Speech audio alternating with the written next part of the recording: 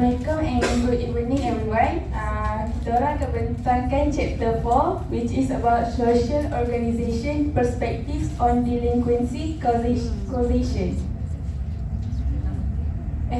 First of all, my name is Intan and my partner is AUNI. I will cover from introduction until 4.4 and the rest AUNI will take over. Next.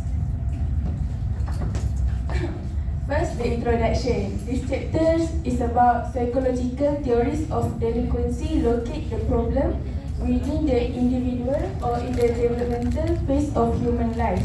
External factors or combination of factors act to heighten the possibility of delinquency.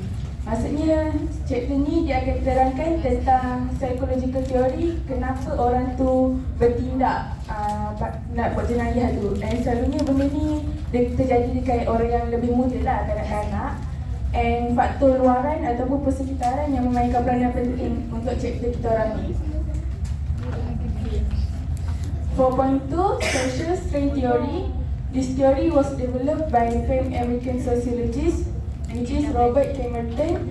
The theory states that social structures may pressure citizens to crime. Maksudnya, dalam teori ni, dia panjang tau, tapi kita ringkaskan.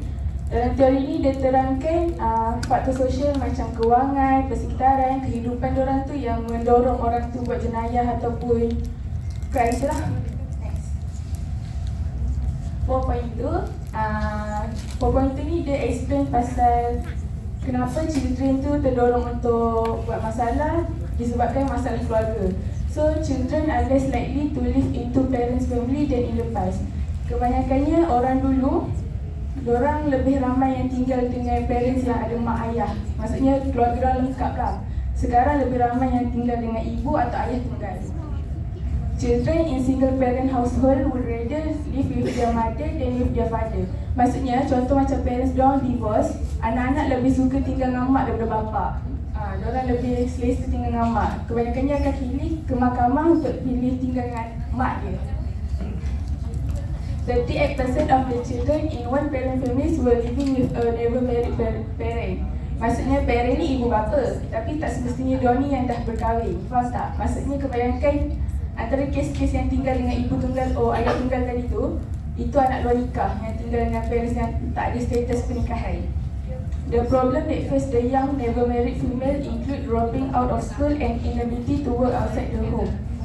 Antara yang kan orang yang dapat anak luar nikah tadi tu, antara perempuan dan lelaki, perempuan yang akan lebih banyak masalah. Selain jaga anak, diorang akan susah untuk susah untuk kerja lah sebab nak kena jaga anak. Melainkan lelaki boleh kerja semua tu kan. Tapi perempuan diorang akan terpaksa berhenti sekolah sebab nak jaga anak, sebab diorang tak kahwin tapi dah ada anak. 4.2.1 is about poverty and homelessness. Saya akan explain tentang homelessness dulu. Homelessness was increasing in the United States and that minorities and children are the most affected segments of the population. Those who are homelessness, who are minorities, with 40% of the people counted as experiences homelessness being African American, while African American make up 30% of the general population. Maksudnya, bilangan gelandangan dekat United States ni makin meningkat. And golongan yang paling terkesan dengan peningkatan gelandangan ni is budak-budak and orang bawahan yang macam tak berduit sangat. And antara semua tu, kebanyakan yang hadapi ataupun mengalami hidup gelandangan yang tak ada rumah ni is orang African. Maksudnya orang yang berkulit gelap. Orang berkulit gelap lebih banyak jadi gelandangan kat United States dibanding orang putih. Yang kedua, poverty. Poverty ni means kemiskinan. Children who live in poverty present a compelling social problem in American society. About 50 million children in United States live in families with incomes below the federal poverty. Approximately 1/5 of the juvenile population live in poverty. Maksudnya, dekat United States ni, dalam 15 million children yang kat sana tu, diorang hidup dalam keluarga yang diorang punya dana pendapatan tu bawah average yang sepatutnya. Contoh macam kita B40 tu lah, B40 tapi diorang lagi rendah pada B40. Maksudnya di bawah kemiskinan lah, lagi teruk lah miskin diorang tu. So budak-budak yang miskin ni, diorang punya mindset akan lebih terdorong nak buat jenayah. Sebab macam diorang tak ada pendidikan, miskin kan. So tak adalah judge orang miskin. Tapi kita pun boleh tengok orang miskin lebih banyak buat jenayah untuk melangsungkan kehidupan. Next. 4.2.2 Effects of poverty. Poor kids are more likely to experience hunger and food insecurity has a lifelong effect, lower reading and math score, more physical and mental health problems, more emotional and behavioral problems, and a greater chance of obesity. Children living in poverty are vulnerable to a wide variety of problems. Maksudnya, kemiskinan ni dia banyak gila kesan buruk kat orang ramai, terutama kat budak-budak yang golongan muda. Budak-budak kalau dia miskin, budak-budak dia kuat makan tau. So bila dia tak dapat makan, dia akan buat macam-macam untuk dapatkan makanan. So bila dia tak makan, dia tak nak study, tak nak tu. So akademik dia pun merudum. And dia akan makan benda yang tak sihat. Sebab jajan kan lagi murah daripada makanan sihat. So dia akan makan jajan, so obesity. So nampak tak kemiskinan ni dia punca dorong budak tu buat jenayah, punca budak tu tak sihat, punca budak tu nakal, punca budak tu jadi kurang bijak. So nampak tak kemiskinan tu memainkan peranan penting. Panjang tak? Okay, next. 4.3 Environment influence on delinquency. Maksudnya persekitaran punya pengaruh dekat jenayah punya kes tu.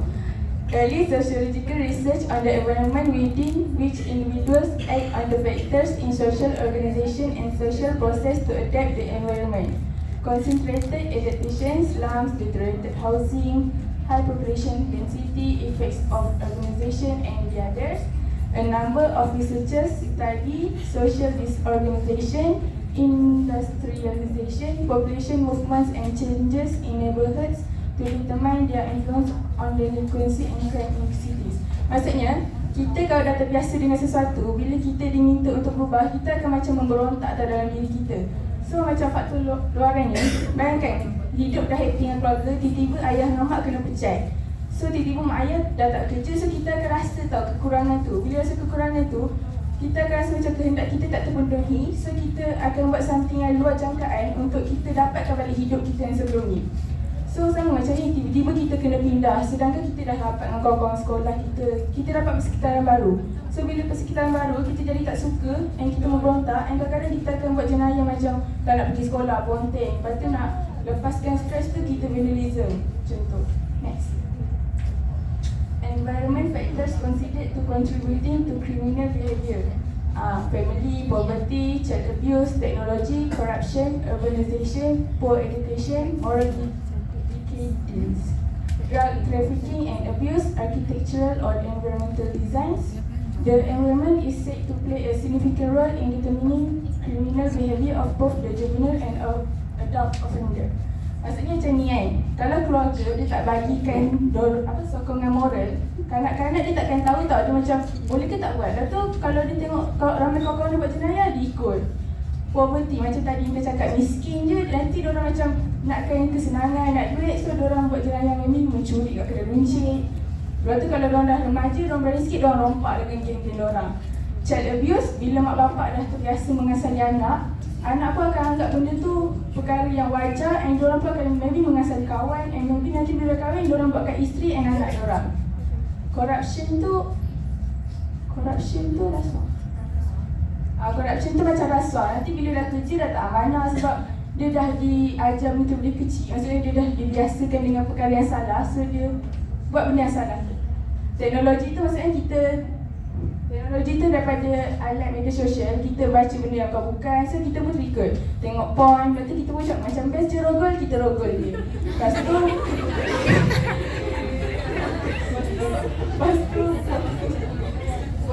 for education, maksudnya dia punya pendidikan lemah. Dia tak belajar tinggi-tinggi. So bila dia tak belajar tinggi-tinggi, dia ada mindset yang orang kata low tau. Mindset rendah. So bila mindset rendah ni, dia tak fikir panjang sebelum buat sesuatu. Dia tak fikir apa efek jangka masa panjang, apa efek benda tu kat diri dia. Dia tak fikir kalau dia buat jenayah, dia masuk penjara, apa jadi kat rekod hidup dia. Lepas tu yang lain macam tak tahu. Next. 4.4 Social Organizational Perspective.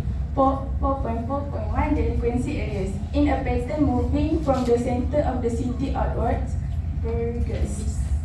Park Burgess and Kenzie, 1925, use concentric zone concept which is divided a large city into different zone. Maksudnya, concentric zone ni, contoh dalam satu bandaraya besar tu, dia bahagikan kepada beberapa wilayah kecil. Cakap wilayah ni banyak kes jenayah, wilayah ni sikit, wilayah ni teruk, wilayah ni bagus, macam tu. Next. Okay, zone 1. Zone 1 ni the inner city, contain the downtown area where business and government buildings were located. Maksudnya zone 1 ni dia macam mana? Zone 1 ni dia macam maju jugalah sebab dia ada business and government building. Maksudnya kat situ dah ada bangunan Rabi Belah, kat situ ada bangunan kerajaan. So kuranglah sikit kes jenayah dia.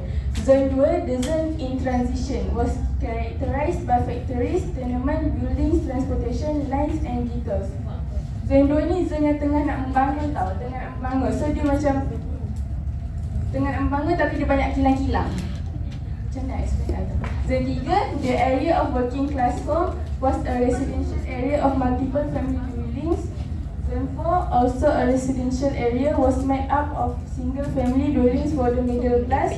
Zone 3 dan zone 4 ni macam tempat perumahan lah untuk residential area. So, residential area tempat perumahan. So tempat perumahan ada yang untuk orang kaya, ada yang untuk orang tengah-tengah macam kita, ada orang untuk bawahan itu.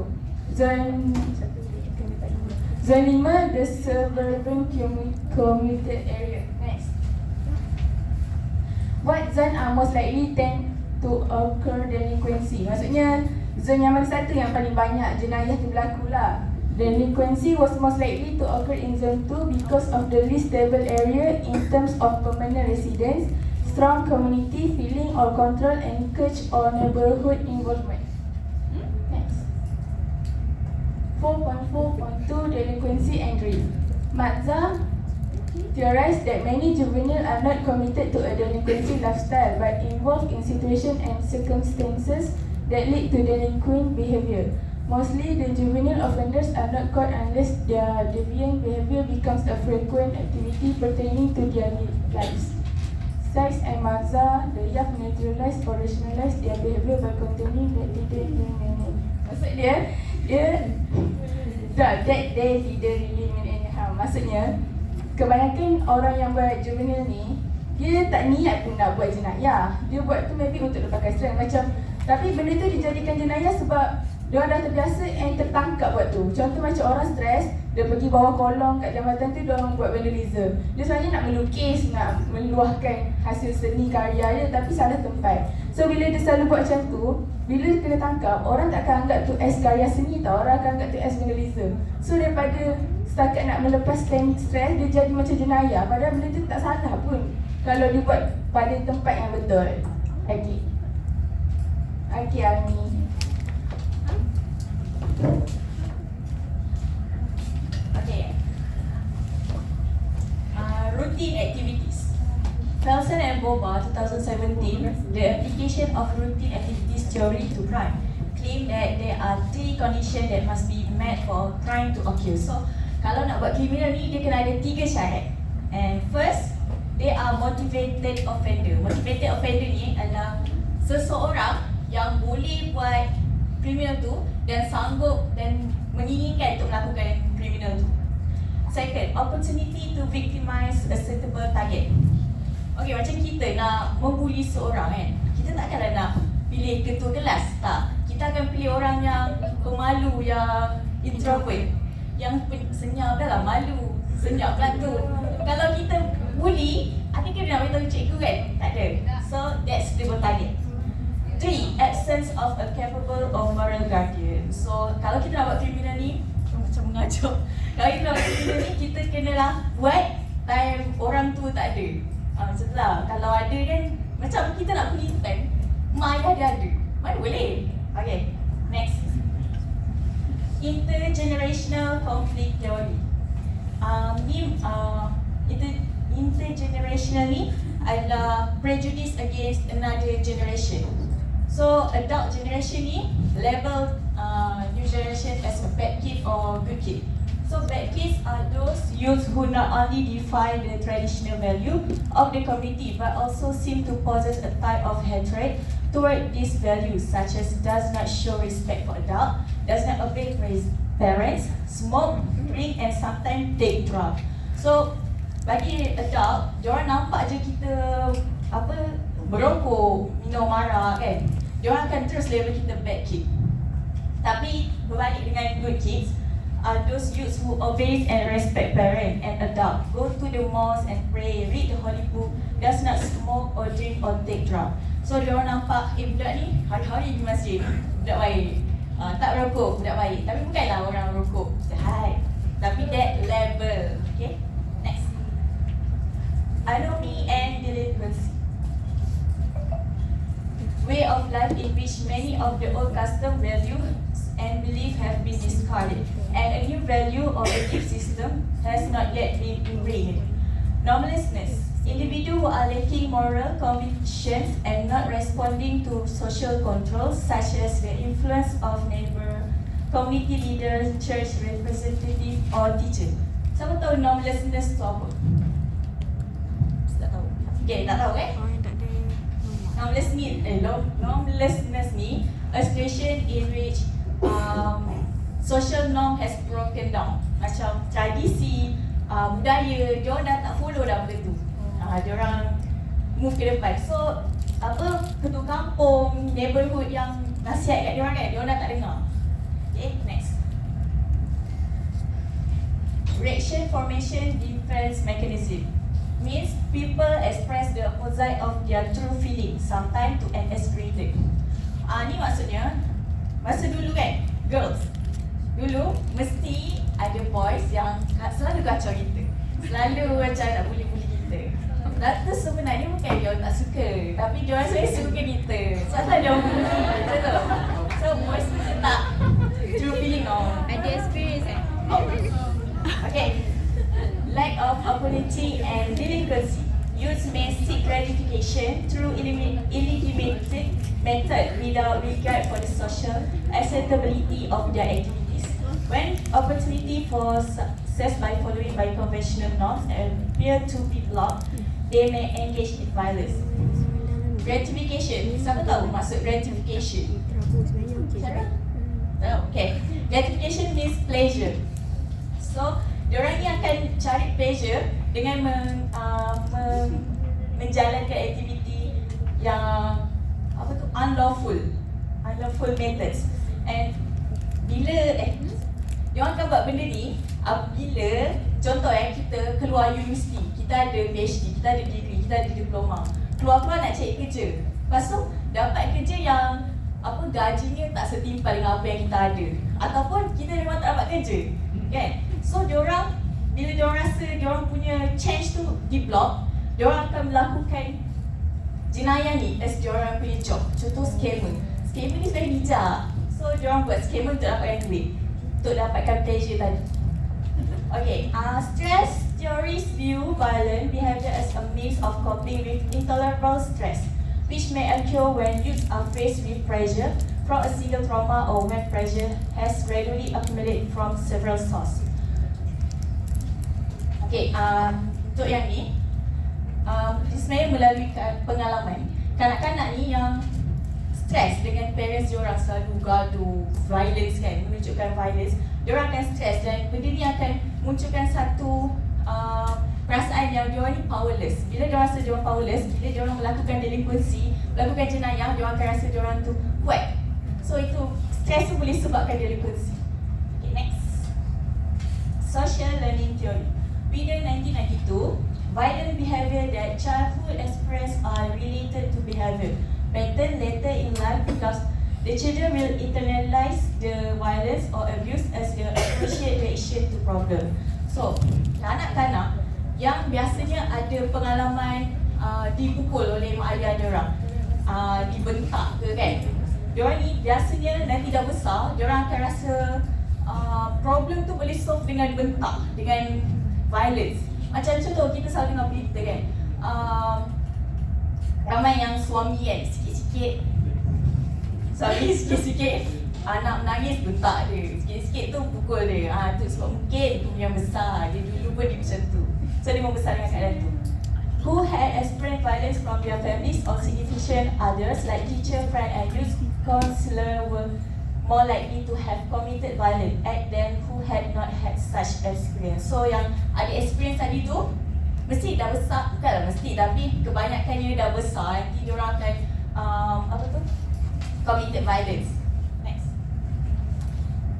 Differential association. Edwin Sutherland, 1975, developed general theory about criminal behavior is learned through association with person who are low violent or through observing the mechanism of criminal activity. So, untuk commit crime kan, diorang dengan hanya menengok ataupun berkawan dengan orang-orang yang buat kriminal, diorang akan nak buat juga bila diorang kawan dengan orang kriminal ni. Lepas tu, a person may have many association but some of them having a pro-criminal behavior influence and other having essential a non-criminal behavior influence. So, what meaning for pro-criminal behavior? Tahu tak? Pro-criminal behavior. So, pro-criminal behavior ni biasanya orang yang rasa jenayah tu adalah sesuatu yang perlu dibuat dalam kehidupan seharian. So, yang senang cerita yang diorang ni jadikan jenayah tu adalah job diorang, macam scammer or prostitution. Sebab diorang dapat duit kan. Next.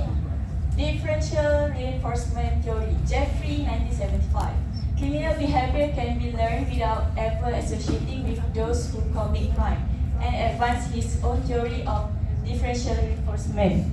Okay, Jeffrey ni dia tak setuju dengan Sutherland punya teori tadi kan. Sutherland kata yang kalau kita associate with orang yang buat kriminal, kita pun akan buat kriminal. Tapi Jeffrey ni kata yang benda lain pun boleh jadikan kita kriminal. Contohnya age, sex and area. Contoh age, kita ni kalau umur kita dah matang kan, kita macam nak buat sesuatu perkara tu kan. Contoh macam smoke.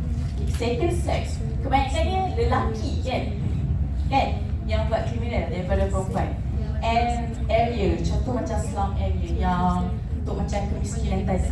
Ramai yang akan buat kriminal dekat tempat situ. Next. Risky lifestyle and delinquency. Armstrong used a lifestyle exposure theory. This lifestyle is grounded in the routine activity theory. The adolescent boy in which their routine activities involve risky behavior with members of their peer group had a higher amount of delinquent behavior and higher amount of victimization than the boys who did not engage.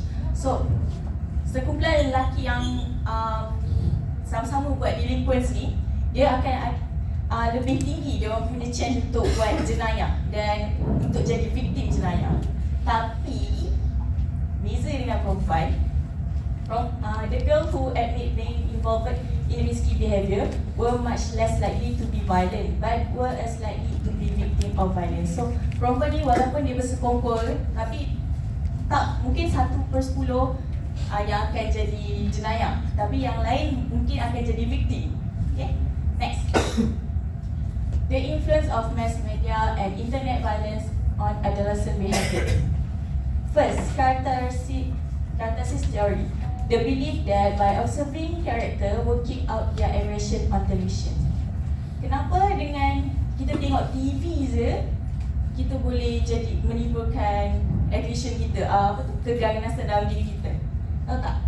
Kenapa? Orang ni.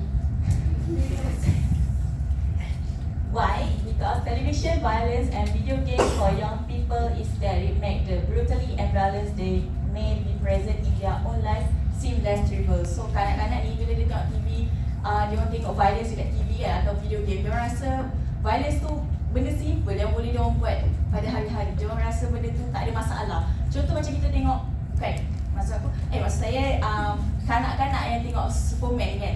Superman dia bertumbuk-tumbuk kan dengan dia punya enemy. Lepas tu kanak-kanak rasa yang bertumbuk ni boleh selesaikan masalah sebab Superman bertumbuk, menang dia dapat tembukan kan. So kanak-kanak pun rasa macam tu.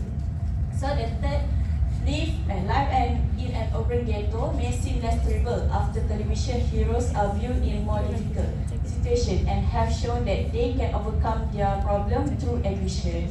Orang itu ni slum area maksudnya. So sama macam tadi yang dia orang rasa heroes television hero dekat TV tu dia boleh tubuh-tubuh, so same tu dia orang lah. Next. Media allowing us to interact with phantasmagoria of pain, maksudnya berilusinasi atau imajinasi. Suffering and humiliation, extreme pornography, video of beheading. Kalau kita tengok dekat YouTube, pornografi ni kurang sebenarnya kan diorang censor. Tapi kalau contoh macam apps lain Twitter actually dia tak censor. So kanak-kanak boleh tengok benda tu dekat situ. Lepas tu video of beheading kan, benda tu 18 tahun ke atas. Kanak-kanak dah tengok rasa macam kejam lah. Lepas tu animal torture, rape and fight. Next. The culture of violence.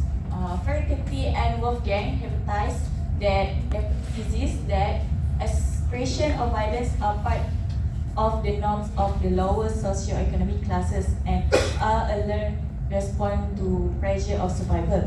Children who have weak affectional family bond and prime candidate for gang delinquency and peer-oriented violent delinquency behavior.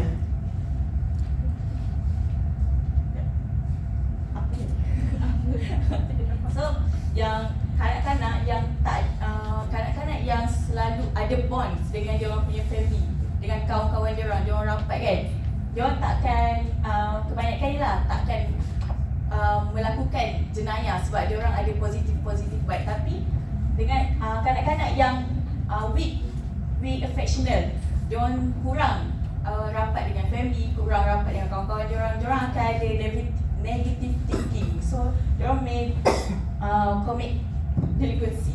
Next. Finally, the last big point. Next.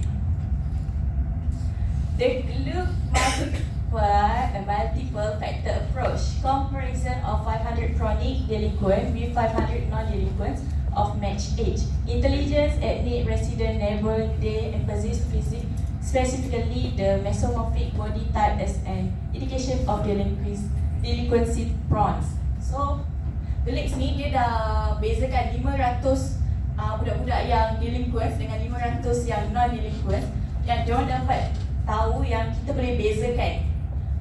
They conclude that delinquent can be distinguished from non-delinquent. First, diorang boleh bezakan daripada segi physically, in being essentially mesomorphic. Mesomorphic means tubuh besar, strong body.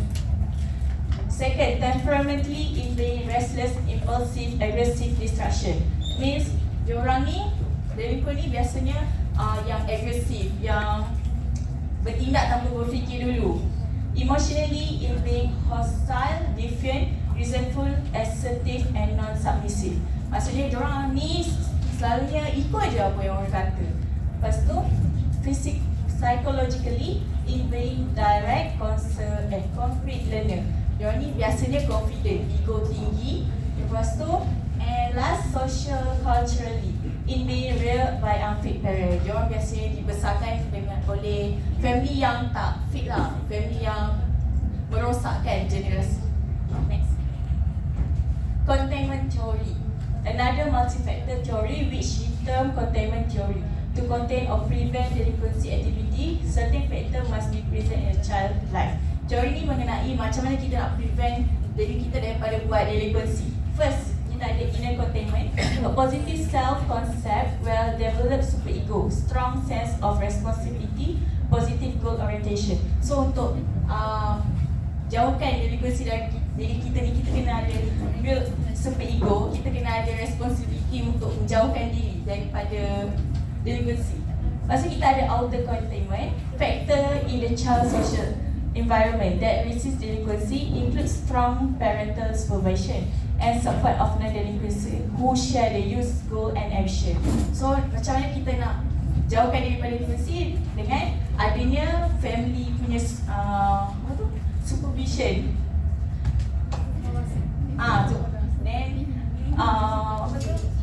Kita kenalah berkawan dengan orang-orang yang baik, yang takkan buat delinquency. Next. Oh, and last, social control bonding theory. Hershey contend that those young people who have established strong social bond with their family and in the community will be more likely to accept the norms and value of the community and abide by the rules and laws of society. While youth with weak social bonds become prime candidate for delinquency. Ini sama je macam tadi, yang kanak-kanak yang ada bonds, yang rapat dengan family diorang, yang rapat dengan kawan-kawan, biasanya tak buat. Tapi yang weak social bonds ni biasanya akan jadi akan commit crime lah. Okay. Habis akhirnya.